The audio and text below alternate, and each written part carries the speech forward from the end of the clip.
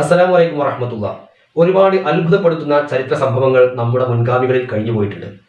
നല്ല ചരിത്ര സംഭവങ്ങൾ നമ്മൾ അറിയുമ്പോൾ നമുക്ക് ഈമാൻ വർദ്ധിക്കാനും നമ്മുടെ ജീവിതത്തിൽ ഒരു ആത്മവിശ്വാസം ലഭിക്കാനും നമ്മുടെ ആഖിറം വിജയിപ്പിക്കാനും ഉതകുന്ന ഒരുപാട് സംഭവങ്ങൾ നമുക്ക് കേട്ടിട്ടുണ്ട്. അത്തരത്തിലുള്ള ഒരു 3 ചരിത്രമാണ് ഇന്ന് വീഡിയോയിൽ നമ്മൾ പരിശോധിക്കുന്നത്. നമുക്ക് സഞ്ചരിക്കാം ചരിത്രത്തിലൂടെ.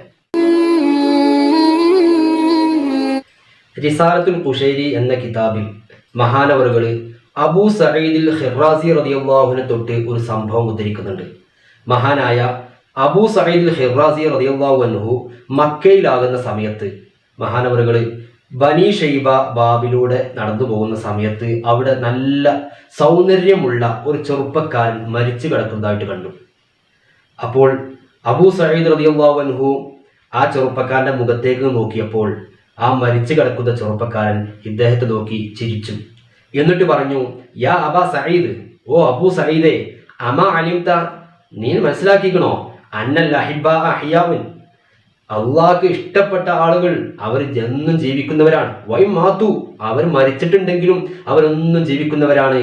വ ഇന്നമാ യൻഖുലൂന മിൻ ദാരിൻ ഇലാ ദാരിൻ, അവർ ഒരു വീട്ടിൽ നിന്ന് മറ്റൊരു വീട്ടിലേക്ക് നീങ്ങി എന്നേ ഉള്ളൂ.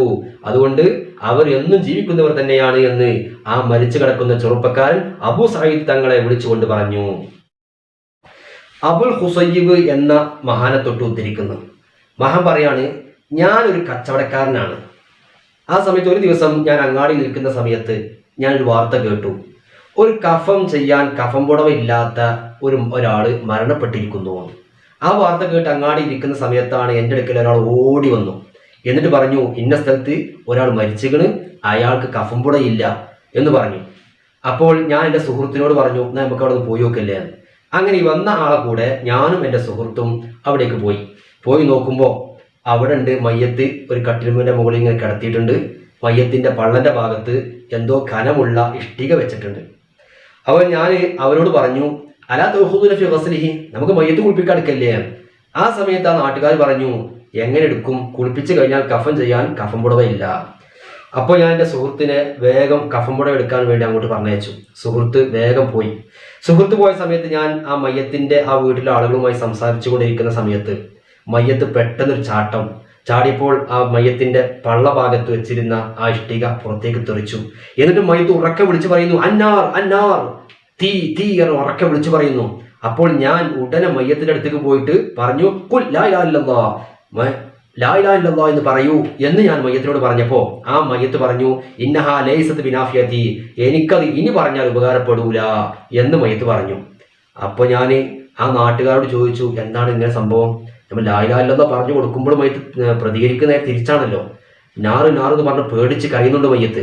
എന്താണ് സംഭവം എന്ന് അവരോട് ചോദിച്ചപ്പോൾ ആ നാട്ടുകാർ പറഞ്ഞു, ഇദ്ദേഹം അബൂബക്കർ സിദ്ദീഖ് റളിയല്ലാഹു അൻഹുവിനെയും ഉമർ റളിയല്ലാഹു അൻഹുവിനെയും ശക്തമായി ചീത്ത പറയുന്ന ആളാണ്. അതുകൊണ്ടാണ് ഇദ്ദേഹത്തിന് ഇങ്ങനെ ശിക്ഷ ദുനിയാവിൽ തന്നെ അള്ളാഹു കൊടുത്തത്. ഇത് കേട്ടപ്പോ നമ്മുടെ അബൂ ഹുസൈബ് തങ്ങള് ഉടനെ തന്നെ എണീറ്റ് പറഞ്ഞു, വല്ലാഹി ലാ അക്ഫനഹു, ഞാൻ ഇദ്ദേഹത്തിന് കഫംപുട കൊടുക്കൂല എന്ന് പറഞ്ഞ് എണീറ്റ് അയാൾ കഫംപുട കൊടുക്കാതെ തിരിച്ചു പോന്നു. മഹാനായ സാബിത്തുൽ ബിന്നാനി റളിയല്ലാഹു അൻഹു പറയാണ്, ബനു ഇസ്രായേലില് ഒരു പെണ്ണുണ്ടായിരുന്നു. ആ പെണ്ണ് ഭർത്താവിന് നല്ല രൂപത്തിൽ വഴിപ്പെടുകയും ഭർത്താവിനെ അനുസരിക്കുകയും ഭർത്താവിന്റെ ക്ഷേമകാര്യങ്ങളിലൊക്കെ നല്ല ഇടപെടുകയും ചെയ്യുന്ന നല്ലൊരു പെണ്ണായിരുന്നു. അങ്ങനെ ഒരു ദിവസം ഭർത്താവ് ജോലിക്ക് പോയി. ആ സമയത്താണ് ആ പെണ്ണിന്റെ 2 കുട്ടികൾ കിണറ്റിൽ വീണ് മരണപ്പെട്ടു. അപ്പോൾ ആളുകൾക്ക് ഒരുമിച്ച് കൂടി ആ കുട്ടികളെ പുറത്തെടുത്തു, അവരെ കുളിപ്പിച്ച് വൃത്തിയാക്കി അവരെ 2 പേരെയും ഒരു വസ്ത്രത്തിലായി പൊതിഞ്ഞ് വീടിന്റെ ഉള്ളിൽ കൊണ്ടുപോയി വെച്ചു. ആ പെണ്ണ് ചിന്തിച്ചു, എൻ്റെ ഭർത്താവ് ജോലിക്ക് പോയതാണ്, അതുകൊണ്ട് തന്നെ ക്ഷീണിച്ചായിരിക്കും എൻ്റെ ഭർത്താവ് വീട്ടിലേക്ക് വരിക. അതുകൊണ്ട് വന്ന ഉടനെ തന്നെ ഞാൻ ഇത് അറിയിക്കാൻ പാടില്ല. കാരണം ഭർത്താവിന്റെ ക്ഷീണത്തിൽ ഈ ദുഃഖം കൂടെ വന്നാൽ പിന്നെ വളരെയധികം വിഷമായിരിക്കും എന്ന് കരുതി ആ സ്ത്രീ സ്വന്തം തീരുമാനിച്ചു, ഇത് ഭർത്താവ് വന്ന് ആശ്വാസമായതിനു ശേഷം പറയാൻ പറ്റുള്ളൂ.